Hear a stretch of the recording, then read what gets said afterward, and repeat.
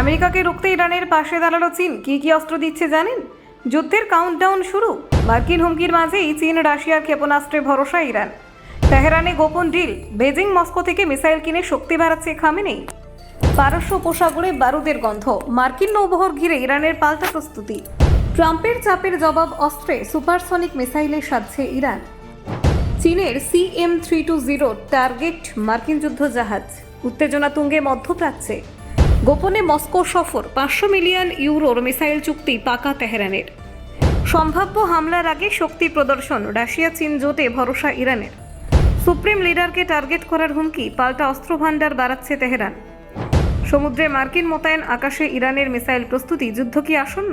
দেখুন, মধ্যপ্রাচ্যের আকাশেই ক্রমেই ঘনাচ্ছে যুদ্ধের মেঘ। ইরানের উপকূলের কাছে মার্কিন নৌবাহিনীর উপস্থিতি বাড়তেই তেহরান প্রশাসন সর্বোচ্চ সতর্কতায় রয়েছে। যে কোনো মুহূর্তে সংঘাত ছড়িয়ে পড়তে পারে এমন আশঙ্কায় জোরদার হচ্ছে আন্তর্জাতিক মহলে। ওয়াশিংটনের কড়া অবস্থানের প্রেক্ষিতে দ্রুত প্রতিরক্ষা শক্তি বৃদ্ধি করার পথে হাঁটছে ইরান।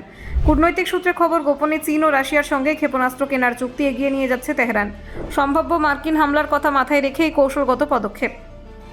রয়টার্সের একটি প্রতিবেদনে দাবি করা হয়েছে, চীনের সঙ্গে যুদ্ধজাহাজ বিধ্বংসী ক্ষেপণাস্ত্র কেনার বিষয়ে চূড়ান্ত পর্যায়ে পৌঁছে গিয়েছে আলোচনা।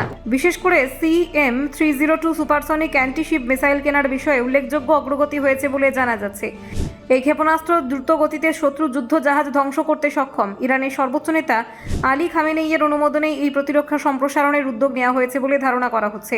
সামরিক আধুনিকীকরণে তেহরান এখন বহুমুখী কৌশল নিচ্ছে। চীনের প্রেসিডেন্ট শি জিনপিং এর প্রশাসনের সঙ্গে ইরানি প্রতিনিধিদের একাধিক দফা বৈঠক হয়েছে বলেও খবর।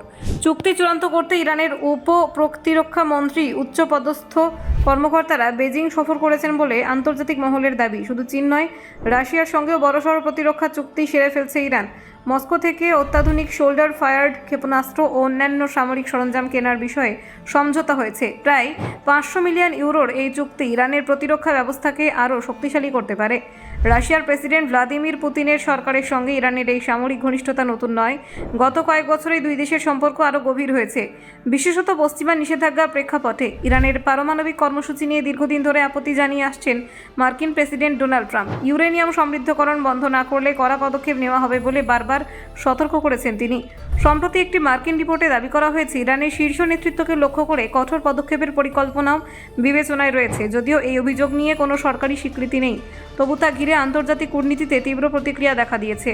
ইরান অবশ্য তাদের পারমাণবিক কর্মসূচিকে শান্তিপূর্ণ বলে দাবি করে আসছে।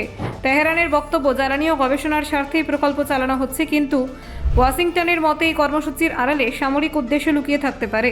মার্কিন নৌবাহিনীর মোতায়েন এবং সম্ভাব্য সামরিক পদক্ষেপের আশঙ্কা ইরানকে আরও সক্রিয় করে তুলেছে। পারস্য উপসাগর এবং হরমুজ প্রণালী ঘিরে উত্তেজনা বাড়ছে, ফলে আঞ্চলিক নিরাপত্তা পরিস্থিতি ক্রমশ জটিল হয়ে উঠছে। ব্যুরো রিপোর্ট, অজানার দেশে।